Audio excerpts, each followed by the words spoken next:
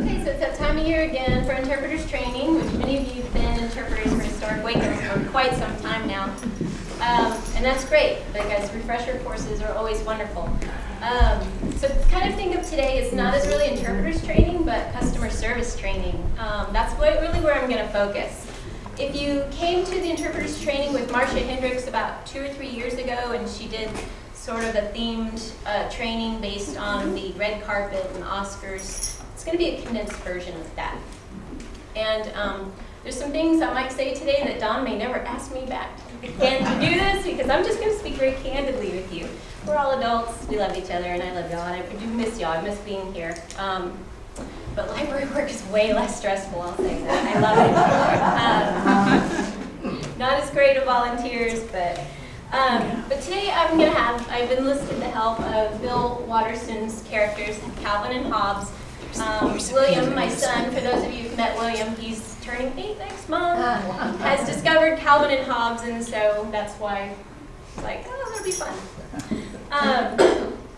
What we want to do is start off with that grand question that every man has been asking since day one, and that question is, why am I here? Why are any of us here? If you're going to be a docent, you need to ask yourself this. That's the first thing you need to do to decide if you want to be a docent. What are your reasons for volunteering for any institution, whether it's Baylor or the City of Waco, Historic Waco Foundation, any of the specific houses? Why am I doing this? And if your reason is because Sally Mae twisted my arm, you might want to rethink this. Because how your reasoning for being here is certainly going to affect your docent skills. Because if you feel like it's a struggle to get yourself down here and to give tours, they're not going to be that great. And visitors are going to feed off that, and they're not going to have a great experience, and everybody's unhappy. So number one, we want to make sure you're happy. Make sure your reasons are in the right place. Do you love to learn? Do you love history? Do you love to share history? Do you love learning from visitors and interacting with people? Is it the historic structures you like being in and learning about? Are you just very proud to live in Waco and talk about Waco history? It doesn't matter the reason, but I want you to take a moment and just kind of think about that. What is your reason for being in this house? And we're talking about the family that lived here, the things that happened here. What is your reason for continuing to learn and better yourself as a docent? And that is where the foundation of your docent skills are going to start. If you have a strong foundation, everything else comes easy after that. Okay. Secondly, you want to dress for success. If I came here today after I was telling someone I've gotten into running, if I came in my running outfit, hair in a ponytail, sweaty, stinky, and said, okay, let's do interpreters training, would you take me seriously? You shouldn't, no. I could just be some girl that ran off of MLK and said, hey, let's do this program. But no.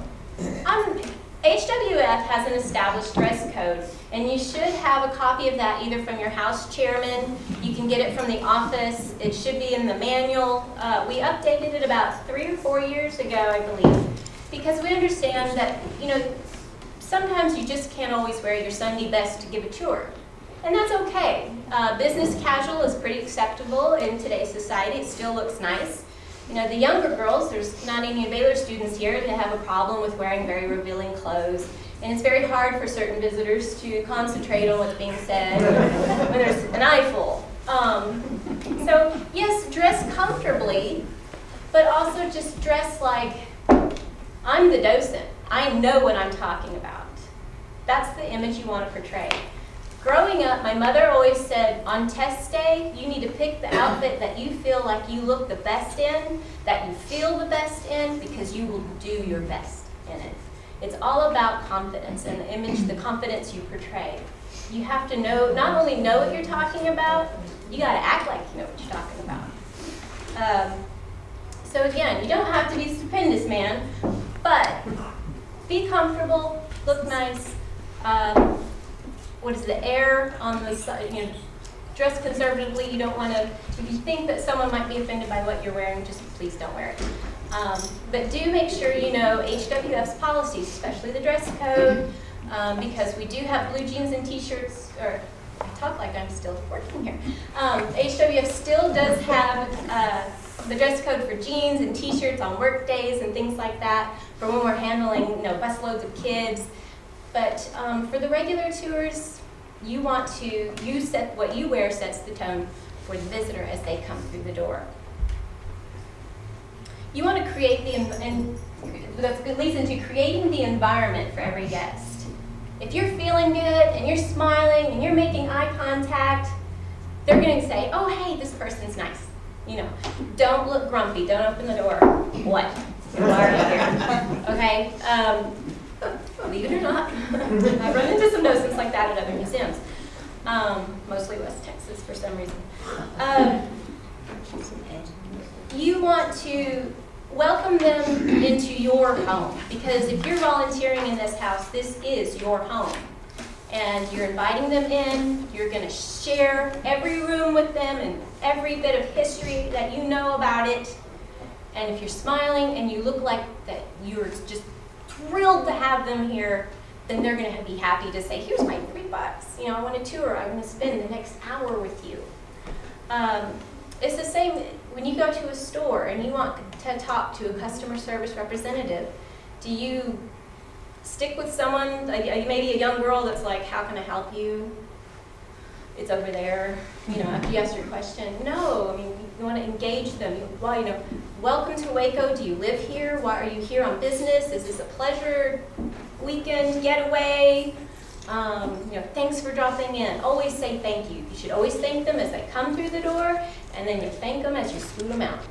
Just thank you, thank you, thank you. You don't have to be so overly sincere it's fake, but just be sincere, as if you were talking to your best friend.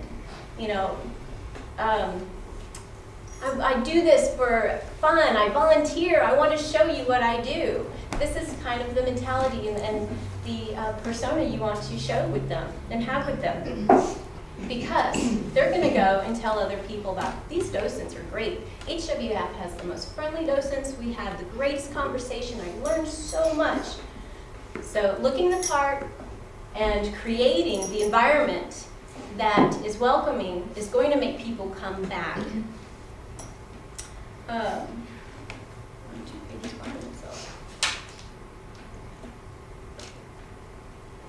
Okay, so we did positive, positive, positive, happy, happy, happy. As Carl used to say, bubblegum, bubblegum, bubblegum. Okay, on to interpretation.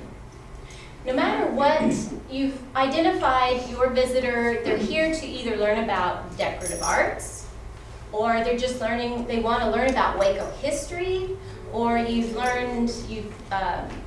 talked to them about, they just want to know the gossip of the family that lived here. Well, we heard this house used to be in an insane asylum. Well, no, it wasn't an insane asylum, but, Dr. Limley did have a chiropractic sanitarium, psychiatric sanitarium here, Figure out how they want their tour. Do they want to know about the decorative arts? Do they want to know about the architecture? Do they want to know about the family? That's going to guide you into what information you are going to tell them. Because if you start talking about decorative arts and you have a group of 3 ladies that want to know about Samira and what she did in her free time and what it was like to be a mother, you're going to completely lose them. They're going to be bored out of their mind. Because they're not learning about Samira. They're learning about Duncan Fife sofas and Hepplewhite chests and things they're going to forget. That's not their interest. So as soon as they come through the door and you're making that friendly interaction, you're learning about what their visitor needs are. And from there, you're tweaking your tour information that you've worked so hard to learn for many years because we keep throwing information at you. You want to spin that so that you can connect with them on the level that they are desiring. But make it fun. Don't just walk through lecturing. When Dawn had asked me about doing this presentation, I got on Facebook and said, okay, museum friends, I need to know if you had one bit of advice to give docents about giving tours and training. And you can only tell them one thing, what would that be? So I'm going to throw a lot of tidbits out there that my friends have said that I cannot say it any better because they were just so precise. And one of my friends, Laura, who actually interned here with Emily for a little while, had said no more than 15 minutes. If you yak on for more than 15 minutes, you're going to lose them because they're ready to move on to the next room. Now with kids, and we'll talk more about kids tours in the next slide, kids are even shorter time span. So don't talk for a straight 15 minutes per room. You need to be talking to them and letting them talk back. Break it up into tidbits. Some of the tours that, the sample tours that you get, they have bullet points. Use those bullet points or the room theme. We worked Fort Houses and East Terrace's tour to the new interpretation plan, and each room sort of has its own story. Take that and use that for your tidbit so that you're just not blah, blah, blah, blah for 15 minutes straight. This is this chair, this is that chair. This is what Smano did. She was born, she died. Let's move on. For 15 minutes. Ask them, and it's the same with kids, geared questions to make them think. There are several types of questions you can ask. Just the simple yes, no, I remember this, I don't remember that. There's the discussion question. It's the question that says, if I had William here with me and we were in the living room, I'd say, hey, this is the living room, what's wrong with it? And he would understand that. Oh, I need to compare this room with my living room at home. Well, it doesn't have a TV, or we don't have a fireplace. Get them talking about compare and contrast, seeing that how the world has changed these 150, 200 years, however, if you're in Williamsburg or wherever. Get them to compare the difference in the worlds. If I had him with me and we're at Fort House in the second parlor where there's children's items, be like, well, what is here that you play with that these children don't have? And of course the first thing he'd say is, well, they don't have an iPad. Well, of course they didn't have an iPad. They didn't even have computers. And you can get that discussion going that way. And then you can show, well, this is a stereopticon. It's a lot like your viewfinder, the master viewfinder that you click and watch Mickey Mouse on. This is what it looked like for kids in the 1800s, and let them use the busy baskets. That's what they're there for. They want to touch, they want to play with, they want to learn. And adults too, believe it or not. So again, if it's not fun for adults as well, interactive, doesn't have to be a real comedy tour, but just interactive in getting that discussion going between you and your visitor. That's enough to keep them interested and enjoying what they're learning. In your interpreter packet, usually, when you go to your education chair, we give you a piece of paper that's about 6 pages long, and it's the teeny tiny type, and that is Interpreting Our Heritage by Freeman Tillman. And he's considered the expert on interpretation. And all museums use him to train by. He is a god in the museum world. But there are several points that I want to express to you. The rest of it you can read on your own or you can pitch it in the trash. But these few points you need to know. Any interpretation that does not somehow relate what is being displayed or described to something within the personality or experience of the visitor will be sterile. In other words, boring. Get it to relate back to their lives. Get them to recall, oh, I remember going in the kitchen downstairs. I remember going to grandmother's house and seeing this. I remember going to my great-grandmother's house and seeing this. And let them tell you those stories. The next point, information as such is not interpretation. It's just information. Interpretation is relevation based upon information. But they are entirely two different things. However, all interpretation includes information, so it's all interrelated. Don't just spill facts and figures at them. use that information to get that little light bulb moment going for them. Oh, okay. Next point, interpretation is an art. Have fun with it. Make your tour your own. It combines many arts, whether the material presented is scientific, historical, or architectural. Any art is in some degree teachable. Interpretation should aim to present a whole rather than a part, and it must address itself to the whole man rather than to any phase. As a whole, each house will have its time period, and that is the overarching whole for that house. And we want to get them to relate to that time period. So for East Terrace, it's post-Civil War, Reconstruction era up to 1890. So that is the whole interpretation for this house. And we want them to be able to compare and contrast and relate to it or not relate to it, but understand the differences between maybe the economics of today compared to 1870. And then again, interpretation addressed to children should not be a dilution of the presentation to adults, but it should follow a fundamentally different approach because kids learn differently than adults. Sometimes I question that. Ideally, it is best to require a separate program for children, but when they're with their parents or grandparents, that's not possible. You're just going to have to do double duty and make it relate to both parent and child. Okay, so let's go further into the kid edition. Remember, boring. Again, with kids, eye contact is way more important than it is to another adult.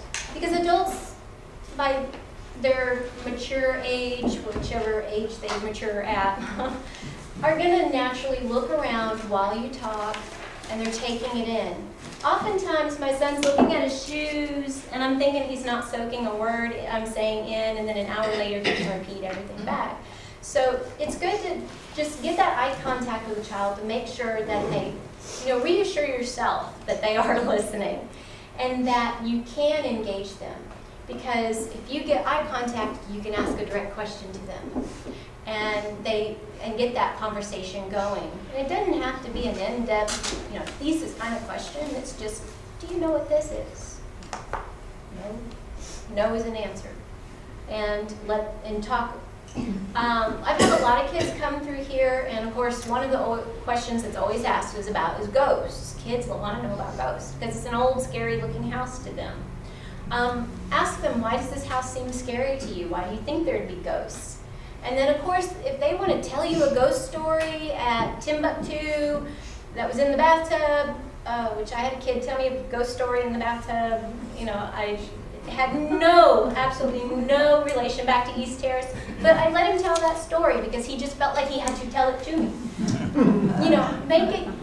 You have to let them know you're interested if you want them to be interested. It's a give and take relationship with kids. And again, I'm learning this as I'm going along with raising my son. A lot of you know this. You've been parents, you've raised kids.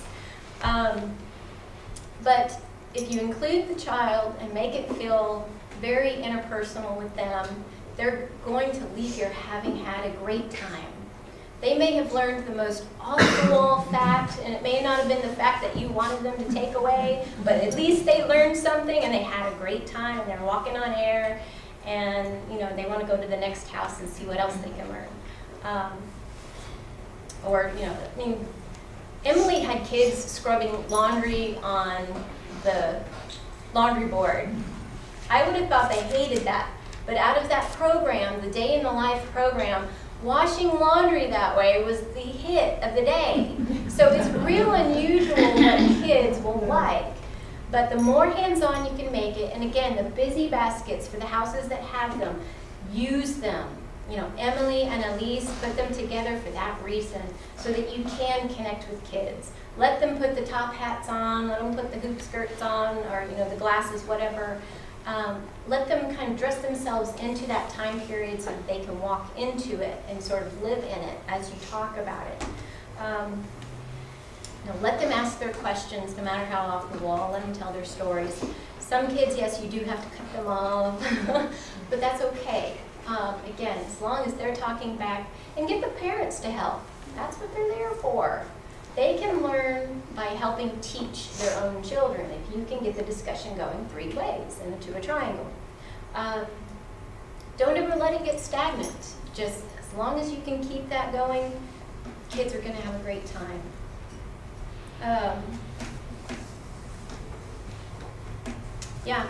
And again, I wouldn't talk more than maybe 5 minutes with kids. Because again, that's when they start going, let's go to the next room, and they walk off, and you're still trying to tell the parent something. Bill Watterson himself had this great quote about questions. Questions are very important. Your preparation for the real world is not in the answers you've learned, but in the questions you've learned to ask yourself. So as a docent, let your guests ask you questions, because they may have something that you've never thought to ask. Why did the Manns do it this way? Well, I don't know. The curators never told me that. So don't be afraid to let them ask questions. Don't be afraid of their questions. And most of all, don't be afraid to say, I don't know. Okay? There's nothing worse than getting a call Monday morning from a visitor that said, your docent said this, and I just want to double check. That's never happened here. I just want to reassure that, about that. But, in Abilene, it happened more than once. So, it does not diminish your value as a docent because you don't know something. We are not all-knowing, and we are not supposed to be all-knowing, and we never will be all-knowing. We may act like it, but again, that just goes back to persona. If it's a visitor that's local, say, hey, if you'll give me your name and phone number, your name and email, I will find the answer to that question, and see if I can't get the curator to contact you or send you your answer. That's a very good question. There's nothing wrong with that because it helps the rest of us learn as well.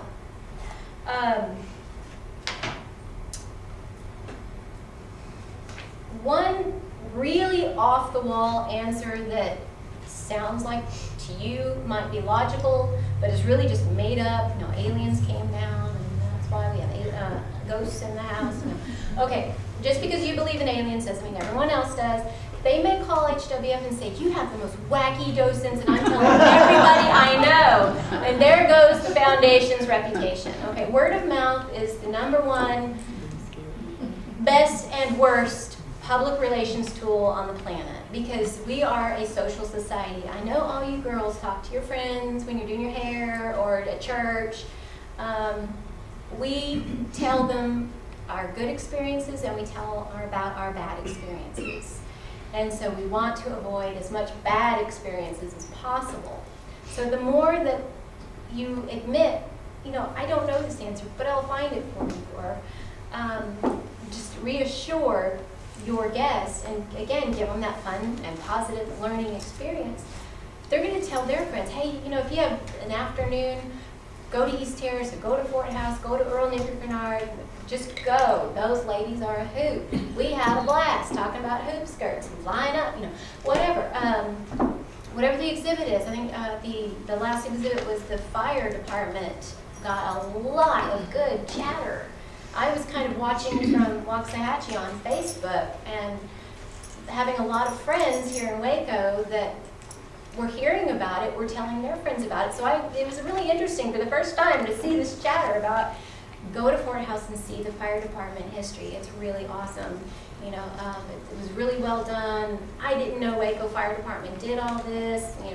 It was very outstanding, and I just made my heart swell because I know as your curator for those 4 years what a great job y'all always do. So it was just that affirmation to see that there was positive chatter about how wonderful y'all really are. So again, please, positive experiences. And no one in the museum business can say it enough. Please do not make up answers. It's worse. It's the worst thing you could ever do. But finally, as you close the door, thanking them one last time and encouraging them to go to the next house that's open that day, or tomorrow go to the other 2 houses, tell them about what the current exhibit is at Fort House, or I think y'all had a Baylor sports exhibit at McCullough House recently. Do push those extra events. Close the door and just feel rewarded, because you have done a fantastic job. You put a ton of time and effort to learn all this material and to put a smile on your face, maybe even on a day when you really don't want to. And I know out of the office, I can speak for myself, I didn't say it enough, but we really, really do appreciate you, and we really, really do value everything you do. And I know Arlie can tell you, she did all the hours. Y'all put in so many hours, it's unreal, and made my life a lot easier for sure. So if you are not feeling that little bit of reward at the end of the tour, that you have just touched someone's life through history and telling about this great town of Waco, it's a city now, but the city of Waco, then there's something wrong. And you need to come to the office and talk to the office about it, and let the office know what your needs are. Why are you not happy in what you're doing? Because the happy docent is the one that creates the happy environment. It's the one that is on fire for teaching and meeting people and just spreading the word about how wonderful Historic Waco Foundation is. But you always do a job well done.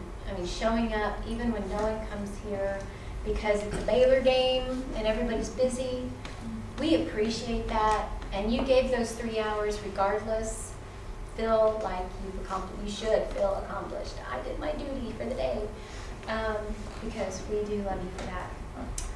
So finally, thank you. Thank you for coming to this little session, and thank you again for letting me blab on for more than 15 minutes and holding your attention. But again, it's the little things that can mean the most. Letting that child touch the hat and put it on his head, or bringing out a lady that may have had a memory that she'd forgotten something about when she was a little girl, went to grandmother's house and used the apple core, and her seeing it down in the kitchen, either at Fort House, Reese Terrace, or Earl Neighbor Kennard, just brings that memory out, and it touched her. And it's a little thing. It may seem insignificant to us because it's not our memory, but it's her memory. So you did a great thing that day by stirring those emotions. You can reach them emotionally. That is probably the highest level of docentship in my book that there is. You can teach anybody something, but to really get them to connect emotionally is a true gift. And there are many of you here that can do that. I've seen it. And some of you kind of made me tear up too. Thinking about my own great-grandmother that I grew up with. But never, ever think that what you do as a docent is unimportant. It is very important, and we could not do this without you. Okay. So, any questions? I have a question. Yes. What do you think is the best way to get feedback from people who take the tours without asking them to pat you on the back? The best way to get feedback, again, is if you've got that conversation going, keep asking those questions. And especially when they leave, most people do not want to be handed a survey that they have to turn into the office. I don't want a survey, you don't want a survey, they don't want a survey. So just ask, how was your tour? Did you enjoy it? Are you leaving with any questions? If you ask that, because then they'll go, oh yes, there was one back in the lobby of the other room that I forgot to ask. But that word of mouth or the conversation questions are the best way to get feedback, because they will tell you immediately. Now be sure to write it down so you can take it to the office and let the office know But it's the same with, is $3 admission too much? Is it too little? Do you think we ought to charge 20? Whatever, if the office has specific questions that they want to know what visitors think, those need to be put into the docents or the house committee's hands so that those questions can be asked and information written down and recorded. Other than short, the next best method is the survey, which if you could either email it out or put it in their hand and hope they send it back. That's the only other way, but, so. The email address? We can tell them the email address or tell them, they can respond through our website or something, I would think. Oh, yeah. Send them an email. I think all our wrap cards, all our literature should have the Facebook page, the office phone number. Any way they can contact us. Email, Facebook, website, phone, fax, the address if they want to just walk there and talk to us. Encourage them to send their thoughts and responses or even suggestions. Just say, we are always open to suggestions. Contact these people here, because we do. We had a lot of walk-ins through the week saying, hey, a docent said to come by and come talk to y'all.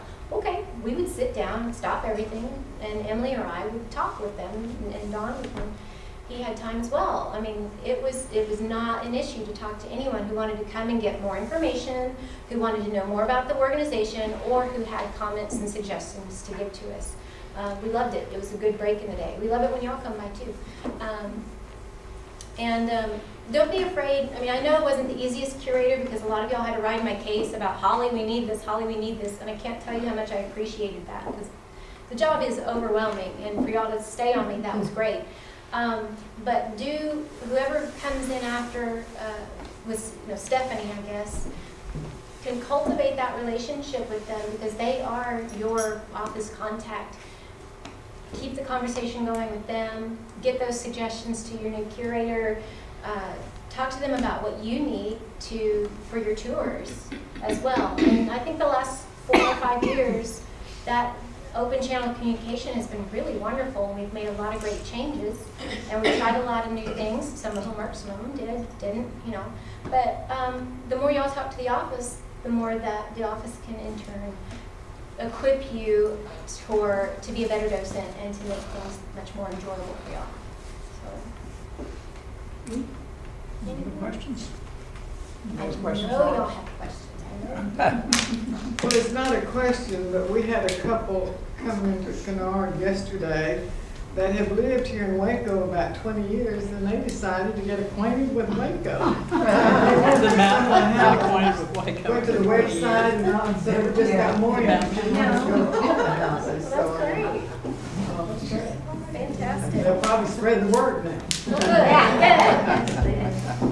I had a tour once that had children. It was just a family, and the little boy was very interested. He was young, but then there was a baby situation that was being carried in arms, and that got to be a problem because the baby got restless, and finally the dad wound up taking the baby outside while we finished the tour, with the mother and the little boy. And there's no way to really alleviate that, is there? Not with the little ones you just hear blah, blah, blah. I don't understand the English language yet. I'm afraid not, unless, because I think I remember that situation, and the parent really didn't bring anything in to kind of entertain the child. Yeah. And it was warm in the house that day, which So we aggravated the really do situation. need to direct our attention to those that can get something out of it, and Right. if the little one has to be taken out, I Yeah. hate for the dad to miss it, but they're just, I don't know, he suggested it, and I agree.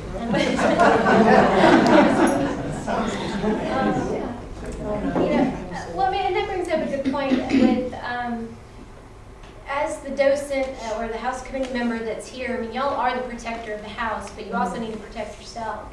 And if you ever feel unsafe, well, I mean, A, we would really appreciate it and suggest if you weren't here by yourself. But even though I know some of you do that because of you do have dedication to HWF, but do not compromise your safety. Secondly, if you have a disruptive guest, put your foot down, not on their toes, but do put your foot down, and I'm in control here, and I need you to please simmer down, or take control of your child that's running through the house. We have things that wobble and glass can fall. You trust me, you don't want to pay a replacement value for something crystal or ceramic, but that's again part of looking the part of a professional docent. I'm the one in charge, I'm the one with the information, and you do need to be respected as the docent. But I think, again, if you cultivate that relationship quickly at the beginning, same with teaching a class, if you can get your kids, correct me if I'm wrong, I'm not the teacher here, but if you can get your kids to really be involved with your teaching, they end up loving their teachers and respecting them and hopefully behaving better. So do assert that authority and make decisions as needed, but as kindly as possible. So I think you hit using the safety for their own safety. We need to do this, and that way that kind of gets you out of the jam. Because we tend to, with all the policies, don't wear, I shouldn't have said I wore high heels today. Don't wear high heels, don't do this, don't do that because it does this to the floors, or, don't touch because it leaves marks on the silver. It seems like we're so preoccupied with the old stuff that we forget about your safety. Please, have someone here with you, keep the doors locked if you ever feel threatened by traffic outside or anything. Because your safety really is number one above